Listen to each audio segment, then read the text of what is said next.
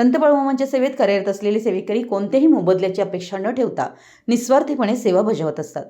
या सेवेकऱ्यांचं कार्य लक्षात घेऊन बाळूमामा भक्त संघटनेनं सामाजिक बांधिलकीचं पद हा स्तुत्य उपक्रम राबवलाय. या मदत वाटपामध्ये गृहोपयोगी वस्तूंसह बकऱ्यांची लोकर कापण्यासाठी आवश्यक असलेली आधुनिक मशीन देण्यात आली. यामुळे सेवेकरांचं काम अधिक सुलभ होणार असून वेळ आणि श्रमाची बचत होणार आहे. मदत मिळाल्यानंतर सेवेकरांनी समाधान व्यक्त करत, आम्ही निस्वार्थीपणे सेवा करतो, मात्र अशा प्रकारे समाजाकडून मिळणारा आधार आमच्यासाठी प्रेरणादायी आहे असं सांगितलं. दरम्यान व्यापारी संघटनेचे अध्यक्ष दत्तात्रय शेट्टी यांनी सांगितलं की गरजू व्यक्तींना मदतीचा हात देणं ही समाजाची जबाबदारी आहे. अशा उपक्रमांमुळे त्यांच्या जीवनमानात सुधारणा होण्यास मदत होते.